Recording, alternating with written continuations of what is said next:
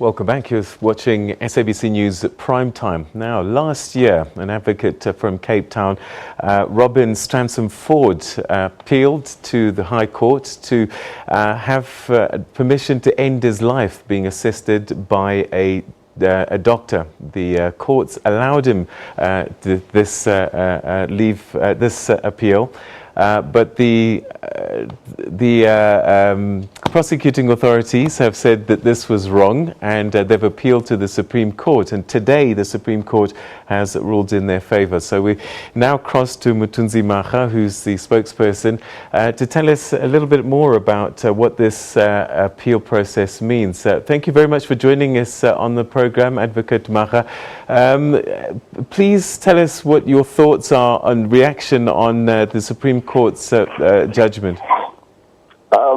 Two corrections, Peter, before I sue you for panel beating my surname. It's Mhaga, not Mhaga. Okay. And secondly, the NPA was just cited. It did not necessarily participate in the proceedings. It was the Minister of Justice and Correctional Services together with the Minister of Health. Okay. And now to answer your question, we are relieved given the concerns that we had because of the far-reaching implications that the judgment would have had on the constitutionally entrenched sacrosanct right to life and the powers of the National Prosecuting Authority to institute proceedings or to charge medical practitioners who would have assisted to end the life of a patient with murder and culpable homicide. Now, the judgment of the SCA says it was inappropriate in that case for the court of first instance to develop the common law crimes of murder and culpable homicide because it is a criminal offense to do so.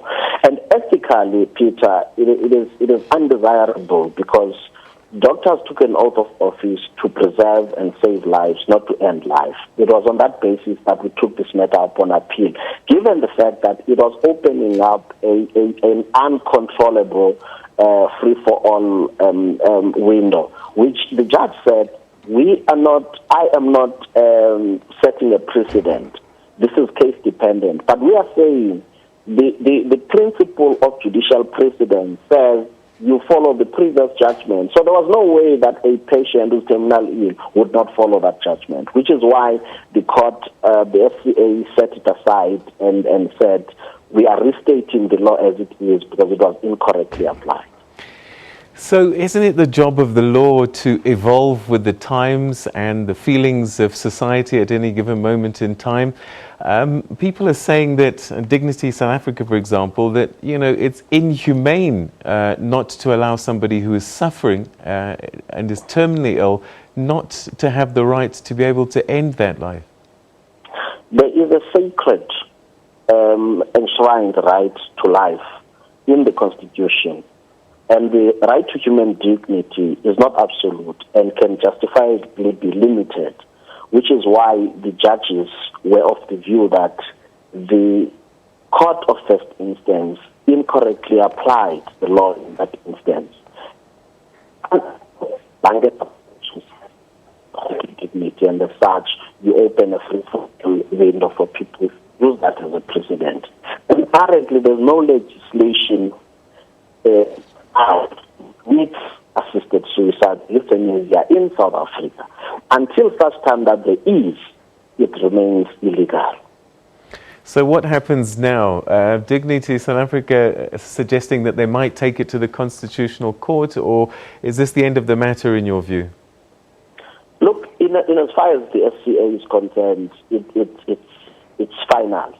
But obviously, there are constitutional rights implications on the matter, and as such, the final arbiter on constitutional matters, the Constitutional Court, if they take it on appeal, they would have to pronounce on it, and that would be the end of it. All right, and that's where we'll leave it. Thank you very much indeed, Advocate Mthunzi Mhaga, who's the spokesperson of the NPA, speaking to us. Thank you very much for your time.